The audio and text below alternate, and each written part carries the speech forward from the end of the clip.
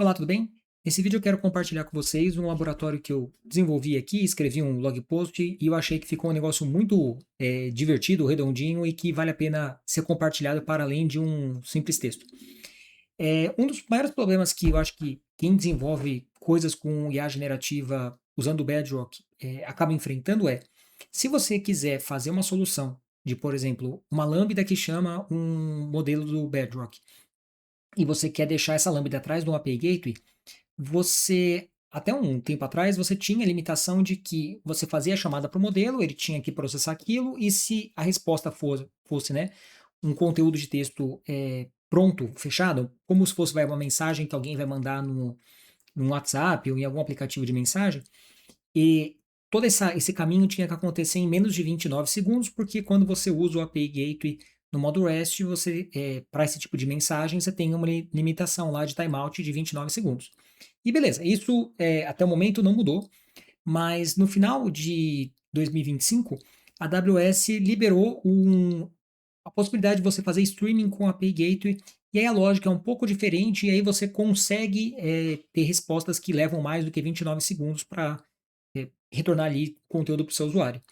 E aí eu quero explorar esse recurso aqui com vocês, com um laboratório bastante simples, muito reduzido, mas, enfim, que vai mostrar para vocês como você utiliza isso daqui.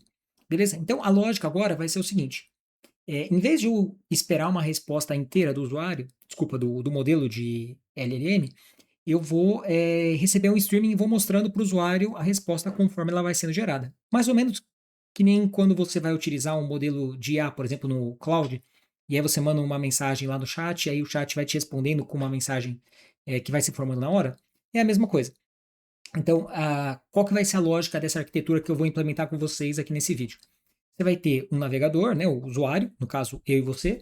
Nós vamos mandar mensagem para um API Gateway. Isso aqui vai ser entregue para uma Lambda que vai chamar o modelo do Bedrock e vai devolver o streaming com a resposta para o usuário.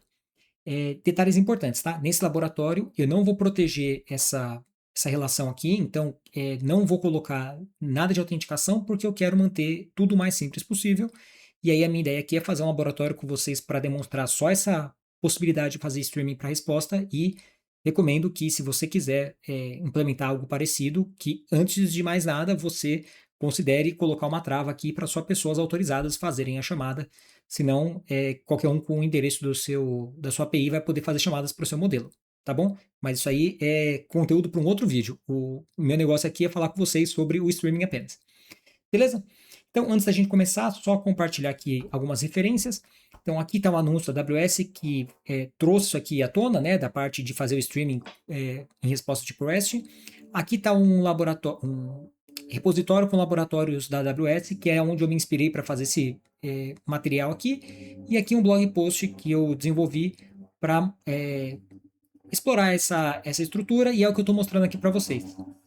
Então, se você quiser replicar isso daqui na sua conta e tudo mais, eu vou utilizar aqui durante esse laboratório algumas policies do IAM, vou utilizar códigos que Python e Bash e, enfim, algumas outras configurações. E aí você pode vir aqui consumir esse material que vai estar tudo lá. Beleza? Então vamos lá. O primeiro passo que eu vou ter que desenvolver aqui vai ser criar uma role para ser utilizada pela minha Lambda que vai fazer essa chamada. Então, essa Lambda ela precisa, número um, escrever logs no CloudWatch para a gente poder acompanhar os logs caso haja algum erro e eu precise fazer um debug. E ela precisa ter acesso para os modelos do Bedrock. Então, tá bom. Vou fazer o seguinte: vem aqui no serviço do IAM, vou vir aqui em Roles, Create Role. E aí eu vou falar que o tipo de caso de uso é um caso de uso de Lambda, beleza? Aqui eu vou atribuir o Lambda Basic Execution Role para permitir que a minha Lambda escreva logs no CloudWatch, beleza? E aí eu vou pegar aqui na minha cola o nome da role que eu usei no meu tutorial para ficar tudo igual tá no tutorial, tá bom? Então, aqui, criada a role. Beleza. Essa role foi criada, mas nesse momento ela ainda não permite que a Lambda chame o Bedrock. Então, o próximo passo é criar uma inline policy E aqui você teria duas opções, tá? Você podia criar a policy por aqui e essa policy poderia ser reaproveitada, mas como só faz sentido para mim, né? Essa policy dentro dessa role, eu prefiro criar ela como uma inline policy, porque a hora que eu deletar essa role da minha conta, vai deletar essa policy também automaticamente. Então, beleza. Create inline policy, aí eu vou vir aqui na parte de JSON e aí eu vou pegar da minha colinha aqui a policy que funcionou comigo. Beleza? A única coisa que você precisa atualizar aqui é a parte do ID da sua conta, tá? Então, eu vou copiar isso aqui, vou adicionar e beleza. Tudo certo. E aí o nome dessa inline policy eu vou colocar Bedrock Invoke. Ok, então do ponto de vista de permissão, a lambda que a gente vai criar já tem a permissão para tudo. Vamos agora criar a nossa lambda, mas em vez de criar tudo aqui no console, eu vou criar na minha máquina e vou trazer o conteúdo para cá. Por quê? Porque para poder funcionar isso aqui que eu vou mostrar para vocês, eu preciso de algumas dependências e aqui eu tinha duas opções. Uma seria criar um layer e importar o layer para cá e beleza, funcionaria. E a outra é já eu empacotar tudo e trazer tudo aqui de uma vez só. E eu preferi ir por esse caminho. Então, o que eu fiz? Deixa eu pegar aqui. Pastinha, eu criei aqui 3 arquivos, tá? Um é o app.py, que basicamente tem uma implementação de um servidor Flask. O requirements, que vai trazer aqui as dependências para esse meu projeto, e aqui tá as versões das dependências que eu testei, e o run.sh. O que o run.sh vai fazer? Ele vai basicamente chamar o meu servidor Flask e vai devolver um streaming com a resposta. E aí o que eu vou fazer aqui? Eu vou empacotar isso aqui tudo dentro de um zip e mandar isso aí tudo lá para a AWS, e aí as minhas dependências vão estar dentro desse zip, e aí na hora que carregar minha lambda, já está com todas as dependências ali resolvidas automaticamente. Beleza? Vamos então criar o nosso arquivo .zip. Então eu vou fechar tudo aqui e vou abrir meu terminal. Agora, o primeiro comando que eu vou rodar vai ser basicamente usar o pipe3 para puxar essas dependências do requirements e colocar tudo dentro de uma pastinha aqui chamada build. Depois, vou copiar para dentro dessa pasta build, tá? O conteúdo do app.py e do run.sh. O do requirements eu não preciso mais, então eu não vou levar ele lá para dentro. Então veio aqui uma cópia dos dois. E agora eu vou tornar o meu arquivo build, meu arquivo run executável. E aí agora eu vou criar um zip empacotando tudo. E aí basicamente o que esse zip tem é o conteúdo dessa pastinha aqui. Tá bom? E aí é isso aí que eu vou levar lá para a AWS. Ok. Então aqui dentro, né? Vou criar uma função. Vou colocar aqui, né? O nome da minha função vai ser igual está na minha documentação lá, streaming demo. O runtime vai ser Python e vou pegar a versão mais recente dele. E aí agora aqui na parte de Custom Settings, a AWS mudou essa janela recentemente, então eu ainda estou apanhando um pouquinho. Mas tá, aqui você tem a arquitetura ARM, então como a minha máquina é ARM, eu preciso ativar isso daqui para falar que não é o default de x86, beleza? E aí na parte de execution role, eu vou chamar a minha role que eu criei anteriormente, que é esta daqui. Beleza. Clique em salvar. Então, não é uma execução durável, não vou utilizar o EC2 para rodar essa lambda, que também é outro assunto muito interessante. E é isso, criar função. Beleza. Como que eu trago agora o meu zip daquela que a gente acabou de criar? Eu vou vir aqui na parte de... Aqui deu um erro porque, como eu já tinha feito esse laboratório antes para testar, para criar o texto, né? E eu tinha deletado a função depois. A última vez que a AWS abriu a minha Lambda aqui, tava um outro código e ele falou, ó, eu não tenho mais aquele código que está aqui e tudo mais, e é por isso que ele dá esse erro. É normal, quando você deleta uma Lambda e depois cria uma nova Lambda com o mesmo nome, ele frequentemente dá esse errinho aí. Ok, então vou fechar aqui e vou trazer o meu arquivo .zip para cá. Então eu vou vir aqui em update aqui e vou fazer um update por um arquivo .zip. Vou buscar meu arquivo na minha máquina, que já estava aqui na pasta porque eu tinha feito um teste antes. Então, beleza. E vai trazer e a gente espera um pouquinho. Ok, então agora se eu descer aqui, ó, você vai ver que tem as dependências e tem aqui o meu app.py e tem aqui o run.sh. Legal. Vamos fazer aqui agora algumas configurações. Então, primeira coisa, né? O default da Lambda, quando eu crio ela, é que ele vai buscar lá o Lambda Handler dentro de um arquivo chamado Lambda Function. Então, eu não quero isso, eu quero rodar esse run sh. Então, eu vou, essa página aqui, né, desse run settings, edit, e aqui eu já vou mudar para run.sh, beleza? E agora ele vai rodar esse arquivo aqui, só que faltam coisas ainda, tá? Então, vamos pegar aqui aquela referência que eu falei para vocês. Um minutinho. Então, aqui, se você descer aqui um pouquinho, ele vai explicar, né, como que funciona todo o processo e tudo mais, e aí você vai precisar ter um layer da AWS, porque a gente vai precisar rodar um código, você não, né? O ambiente ali da Lambda, né? Ele vai precisar rodar um código antes de executar a Lambda. E aí eu tenho que adicionar esse layer aqui. Então eu vou copiar esse layer aqui. A URL também está lá na minha documentação, tá? Mas fica aqui a dica da referência original. Aí você pode descer aqui e aí você vem na parte de layers, editar, adicionar. Aí você vem aqui que você quer adicionar um layer de um ARN específico. Você cola aqui e aí você clica em verificar para validar que está tudo certo.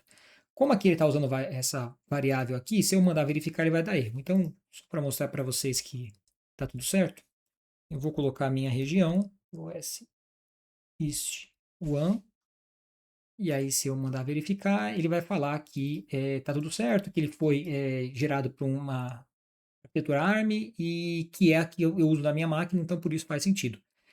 Usar ARM. Se eu estivesse utilizando o x86, né, que é um processador tipo AMD, Intel, né, tradicional, aí eu colocaria esse outro ARM aqui. Ok? Então, tudo certo, aceitou aqui e beleza. Agora vamos para a parte de configurações da Lambda. Então, primeira coisa, né? O runtime. Quando eu for fazer a chamada ali e tudo mais, o default daqui é 3 segundos de timeout. Então, o que acontece? Se você deixar isso aqui, vai ser muito tempo, então até o modelo responder e tudo mais, em 3 segundos é muito pouco. Então você precisa aumentar isso aqui. Aí tem aqui os balanços, né? Os prós e contras. Se você colocar o máximo de tempo possível, beleza, você dá o máximo de tempo possível para sua Lambda responder, mas se alguma coisa estiver errada no seu código e a Lambda entrar num loop e ela ficar rodando sem parar, você vai ser cobrado pelo tempo de execução da Lambda, então um timeout muito grande, em caso de erros, ela pode gerar para você uma cobrança muito alta. Como eu já testei aqui esse laboratório e sei que está tudo funcionando, eu vou colocar aqui 15 minutos de timeout só para garantir que vai estar tudo funcionando, tá? E aí na parte de memória tem um detalhe. Quando você está trabalhando com a Lambda, vamos dizer assim, tradicional, você não consegue aumentar a CPU e sem aumentar a memória, tá? Você aumenta a memória e junto aumenta a CPU e aí você torna a sua Lambda mais forte aumentando só a CPU, desculpa, sua memória. E aí vou fazer isso aqui porque eu quero que a Lambda seja mais rápida aqui nesse meu teste, tá? Mas, só para você saber, agora existe uma forma de implementar a Lambda diferente, que é chamada de Lambda LMI, LMI, que você consegue rodar Lambda dentro de máquinas EC2, que nem funciona mais ou menos o RDS. Você vai ter um servidor, você não tem que se preocupar com pacote versão de pacote que vai estar rodando, patch de segurança, nem nada. A AWS cuida de tudo para você. Só que é um mundo diferente e cheio das suas peculiaridades, tá? Então é um assunto desse vídeo. E aí lá você consegue aumentar, por exemplo, sua CPU, sua memória. E aí eu estou trazendo isso aqui só a título de curiosidade de algo novo que está rolando na AWS agora. E beleza, vou dar mais memória, vou dar mais tempo para timeout e vou salvar aqui. Beleza? Primeira parte daqui das configurações feitas. Segunda parte, variáveis de ambiente. Então, quando a gente anexou lá aquele layer, a gente colocou ali algumas configurações que, se você voltar novamente aqui na referência AWS, ele explica como que algumas variáveis de ambiente podem ser usadas para trocar algumas questões aqui na nossa aplicação. Tá. Nesse meu teste que eu estou fazendo aqui, eu vou mexer com três coisinhas e eu vou adicionar as variáveis aqui. Eu já explico para vocês o que cada uma delas faz. Então, deixa eu passar aqui e aqui.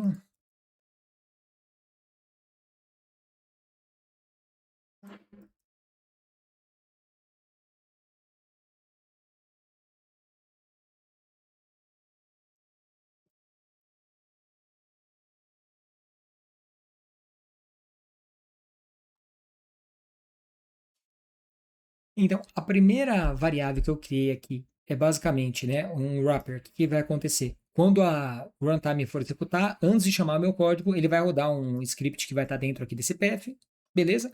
Simples. Aqui, a forma de invoke que eu estou fazendo, eu estou só informando que é uma invocação do tipo streaming. E aqui eu só estou trocando a porta para mostrar que dá para você trocar a porta aqui e usar a porta 8000 no caso da minha implementação. E é isso.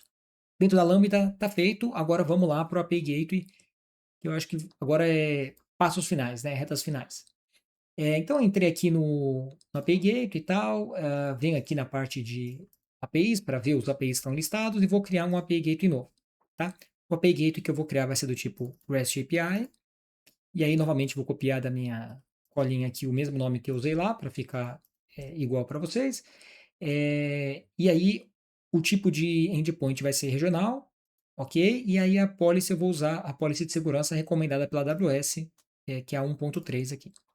Beleza, nada de especial aqui. Agora, é o seguinte, a gente vai fazer dois testes mais para frente, tá? Um teste eu vou fazer chamando através do meu terminal com o seu URL e um outro teste eu vou fazer com o front-endzinho que o Kiro da AWS fez para mim. E aí a ideia vai ser testar essa implementação lá. E aí, para eu poder usar isso daí lá no meu front-end, eu preciso configurar o CORS para permitir a chamada lá sem ter problemas. E aí, o jeito mais fácil que tem para a gente criar a configuração do CORS aqui é o seguinte. Vou vir aqui na parte de Create Resource e vou criar um Resource Chat, então vai ser barra chat, e habilito aqui o CORS. Beleza. Quando eu habilitei aqui o CORS, eu vi aqui, né, dentro de Options, eu vou ver que ele configurou o CORS aqui para asterisco e para o meu caso aqui é o suficiente, tá? Se você estiver usando isso aqui na sua empresa, você depois fecha isso aqui para o domínio da sua empresa. Beleza. Vou criar agora a implementação do post, né, para poder fazer a chamada da minha Lambda aqui. Então, clico aqui de novo aqui sobre o chat, create method, vou falar que eu quero fazer a criação do método tipo post, que vai chamar uma lambda com o proxy integration ativado e para fazer streaming, beleza? E aí aqui eu vou chamar a minha lambda, que é a única lambda que tem na minha conta nesse momento aqui, para entregar. E aí a parte do timeout, né? Ele fala aqui para você, ó, por default, você pode definir um timeout de 50 milissegundos a 29 mil milissegundos, que é do padrão tradicional e tudo mais. Mas aqui, ó, quando você faz uma resposta do tipo Transference Mode, que é o streaming, os valores válidos são de 50 milissegundos a 900 mil milissegundos. E eu vou usar esses 900 mil para bater lá com o que eu coloquei lá na Lambda. Beleza? Que daria ali os 15 minutos. Ok, e é isso. Agora eu vou criar o meu método e vou fazer deploy e a gente já está finalizado, a gente pode testar. Quando você vê aqui, ó, como eu acabei de criar o API Gateway, na hora que eu criei, o meu API Gateway não estava pronto ainda. Então, o botão deploy não estava disponível porque não estava finalizado. Mas depois que você criou, passou alguns segundos, e é o tempo da gente ter trabalhado aqui nas outras implementações, a AWS lá por baixo dos panos já finalizou a implementação do API Gateway. Então, para esse botão ficar ativo, eu só preciso recarregar a página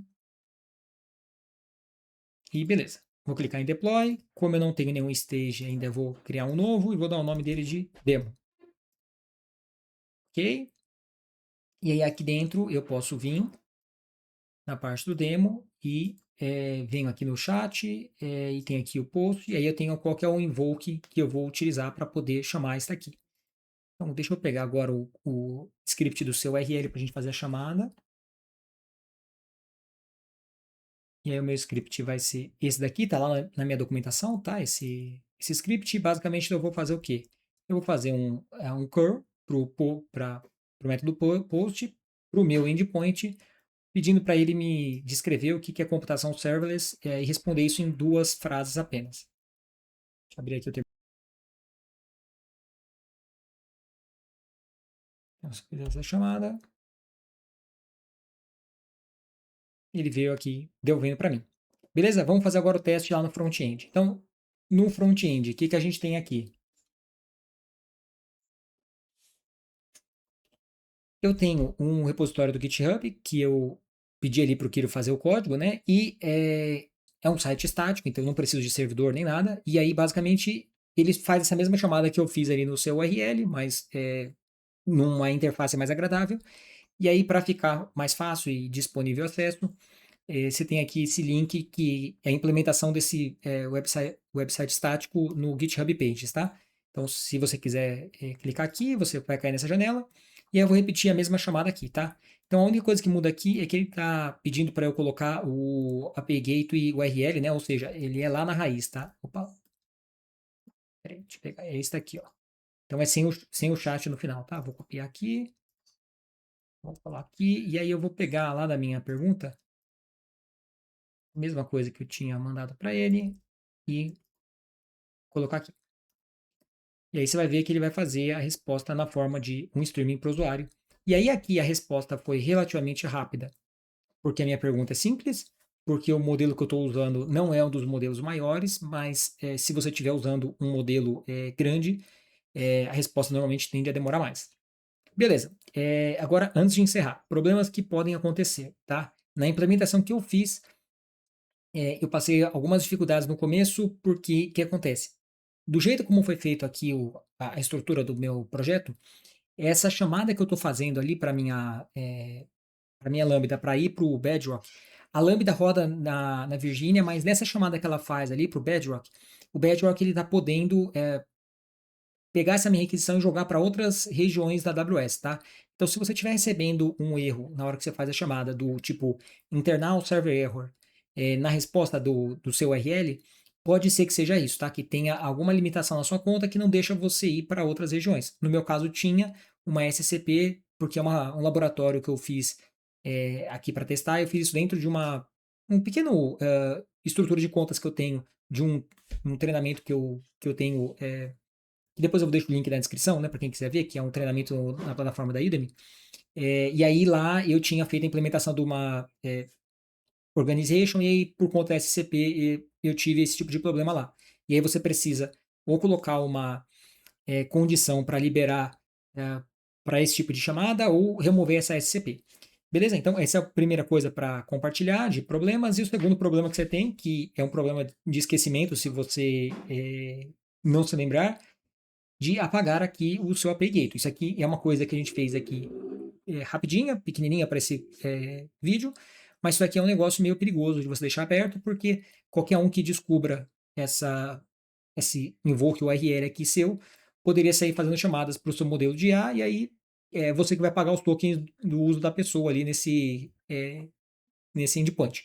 Então, antes da gente encerrar o vídeo, por favor, vem aqui, deleta a sua implementação do API Gateway. Isso aqui vai fazer com que a sua Lambda já não esteja mais exposta para a internet. E aí, como eu também não vou usar mais a Lambda para nada, eu já vou apagar ela e apagar a role também para manter a minha conta limpa.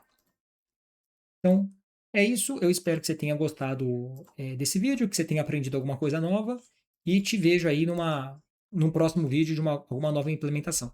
Valeu!